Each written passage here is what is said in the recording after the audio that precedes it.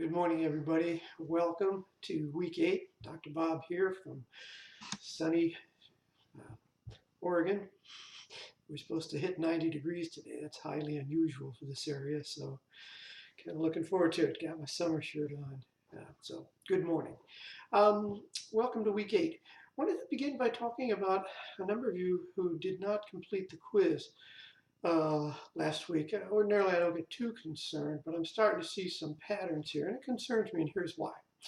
I realize the quiz is only 5 points, but it's a good opportunity for you to be familiarized with the terms and concepts we use in sociology in general, which I'm sure many of you are already aware of, or terms and concepts specific to urban studies. So in that regard, I do hope those of you who didn't complete last week's quiz, like I said, I'm not resetting those anymore. You got to take them on time. They're due on Sundays.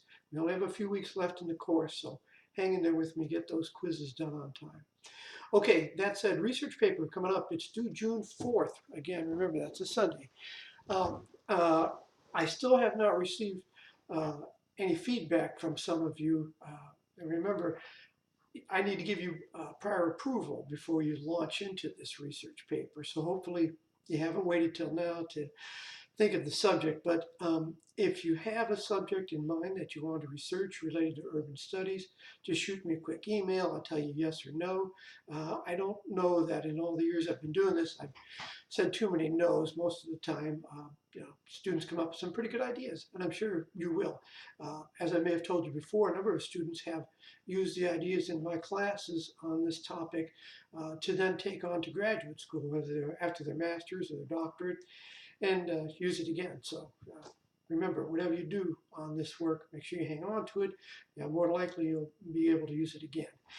Okay, let's see. What else have I got? Oh, on your research paper, you absolutely must turn it in through Canvas. Okay, I will allow late papers. They are due June 4th. Late papers will be penalized 10% per day. But what I need you all to do is to make sure you do not email me your paper for any reason. You have to send it in through Canvas, okay? And I know every so often, sometimes there's a program you're using that is not compatible with Canvas, and that can happen, but it's pretty rare. So please, and the reason for that is that's how I grade it, the rubric system that I use for the research paper, and that's also the way to check it through Turnitin, which absolutely must be done on a research paper. That's one of my standards. Speaking of Turnitin, a few of you little concerns, and I address those. Remember, when you're writing anything on this level now, if you're going to look at other areas of research, and we all do it, we all go, Google the topic, or check Wikipedia, or whatever we can find online about the information. Trust me, all academics do it too, whether they'll admit it or not. But here's the point: when and if you do, either change up the wording enough so it's not similar anymore, where Turnitin's going to catch it, or cite that person or author or article or whomever. Okay, that's the way to stay out of trouble with Turnitin. Anyway, what else do I have for you? Oh, this week's discussion is cultural strangers. I just want to tell you real quickly my own family story, if I haven't said anything already. My grandfather came over from Lebanon, married to my grandmother, who was a Syrian. They were Maronite Christians, which is sort of an offshoot of Catholicism. They came to this country. I think my grandfather was 17 and my grandmother was 15. They came in the very late 1800s, went through Ellis Island, the whole thing.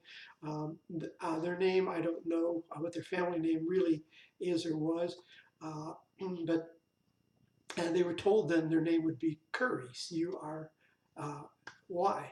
So they even misspelled it, if you will. But that's whom they were told their name would be. My grandparents moved to Cleveland, Ohio. They opened a small little family store on a corner. They lived above it. They raised, oh my goodness, 5, 6 children. All of their sons went through the service, served during World War II. Several of them graduated from college and went on to have successful lives and careers of their own. My mother served in the Women's Air Force as well during World War II, so all of their children served. Um, and their next generation, of course, did even better. So the point I'm making here is, and I'll get off the line here, is that tell me your story if you have a family story like that, or the story of some other group that you're familiar with who came over as cultural strangers and then worked their way through the mainstream assimilation process. All right, that's all for this week. Sorry to hold you over. I try to keep it under 5. I hope you all have a great week, and I'll talk to you very soon. Thanks. Bye.